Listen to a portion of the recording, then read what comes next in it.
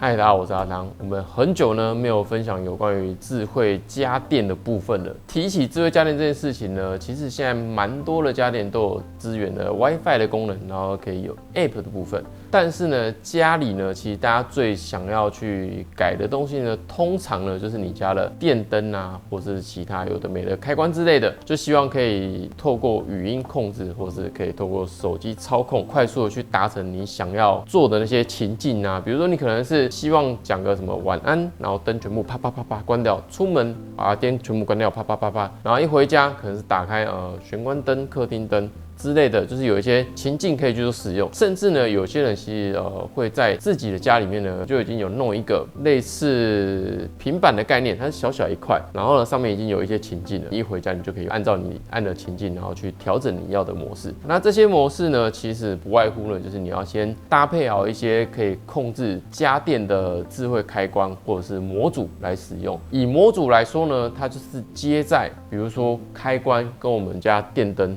中间的部分，透过其他的方式去连接，然后再操控。但是这个方式呢，通常呢，我自己认为比较麻烦一点点，因为是在中间的部分。那你到底是要接到开关那里呢？应该是没有空间，或者是接到电灯的那边去呢，都不是那么的方便。我自己认为，就是以我自己玩了几年的这种智慧开关啊家电来说的话，我觉得不算是一个比较好的选择。我都是选择智慧开关来使用，就是如果以电灯部分的话，或者是像我有一个开关是用来控制我家的网络摄影机，当它打开的时候，摄影机它会通电，然后我才可以用摄影机来看家里的状况，就变成2层嘛。因为摄影机大家通常如果是装在家里要监控猫咪啊、老人啊，你可能有时候会有一些隐私的疑虑，那你可能想出门才使用的话，那你就会出门前打开开关，但如果忘记怎么办呢？所以呢，我就把它加入了智慧开关，透过 App 远端，然后开关打开，摄影机就会通电，我就可以用 App 去查看我摄影机的画面。那么问题来了，要建置一个充满智慧开关的家庭，说真的，如果你去问了台湾的一些有在做这一类厂商，不好意思啊，就是台湾厂商们，今天不是要抢生意哦，也不是要让你们没有生意，就是让有能力 DIY 的人呢再多一些选择啦。如果你去问的话呢，你会发现报价下来应该都蛮惊人的。比如说，如果你是要更换一个开关，普遍应该都是1000多块一个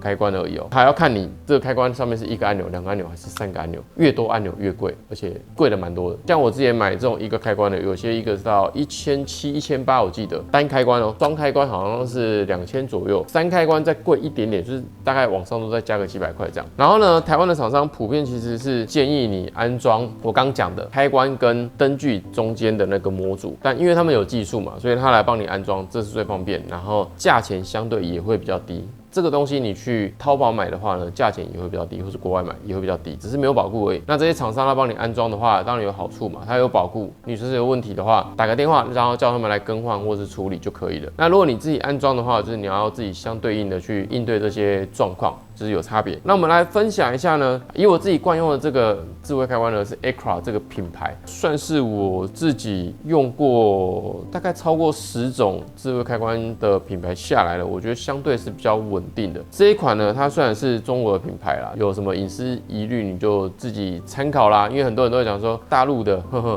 开关就算被人家从外面控制的，也不至于会怎么样吧。没有什么隐私的问题吧，这是我自己认为啦，那大家自己参考。那像这个 Acra 一个开关呢，这种呢叫做120型，你也可以把它称为是美规开关。我们台湾这种开关或者是插座都是美规，就是这种长方形的。中国的规格的这种叫86型，韩国的好像也是这一种的，或者是欧洲的比较多是这种方形的规格86型。这2种呢有一点点的不一样，就是在于它的安装的需求的空间，一个是正方形的嘛，一个是长方形的，通常是长方形的孔，所以通常能装这个的话，这个就不能装。那有些呢，你自己家里呢，这个如果空间开的比较大了，其实这个呢也是可以装得进去。那这个呢，我只是推荐给正在准备装潢，或者是还没装潢有在准备想要安装智慧开关的人，可以参考一下。如果呢你在台湾买这样的开关，一个大概1700、1800，大量一点便宜一点，我猜可能也要1400、1500左右。你在大陆买他们的86型的开关，一颗呢只要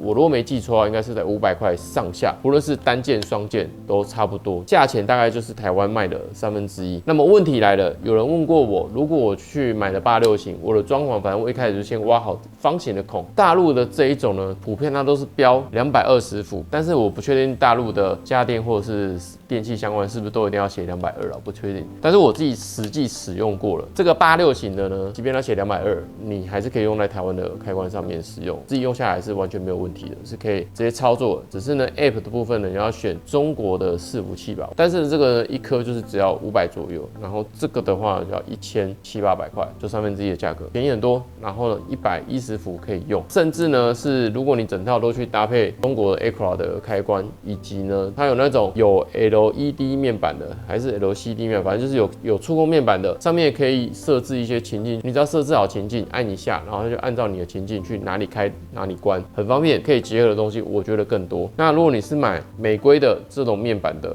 它能搭配的其他配件比较少一点，因为其他配件呢你没办法连美规的伺服器不一样，所以呢就是简单的分享给大家啦，这是蛮常被大家问的问题，就是中国的这种86型的开关，智慧开关，我们在台湾能不能用 ？Acro 我确定可以用，其他品牌的我没有试过，我没办法回答你，因为其他品牌我都是试美规规格的，所以如果你想要省钱一点的话，蛮推荐大家可以去试试看淘宝这种86型的智慧开关，会比在台湾买这种美规，甚至国外你买美规的开关都一样，都是蛮贵的。如果你想要省钱一点，毕竟你家里的开关，光这种智慧开关你要安装的话，每个人家里应该至少可以装个10个开关上下吧？那你10个买这个大概要2万上下，买这个呢5000块左右，是不是差很多？如果你买大量的时候，这个1/3的价钱就会差真的很多很多了。今天我们就简单分享到这边啦，就是大家如果有想要买 Acro 的智慧开关去使用的话，蛮推荐大家可以在装潢的时候请师傅挖一下方形孔，符合这个86型的开关，或者是呢你先把这个开关先给设计公司或者是要装潢的水电师傅，请他就是要按照这个去挖，然后去安装就好。安装都一样，它就是 NL、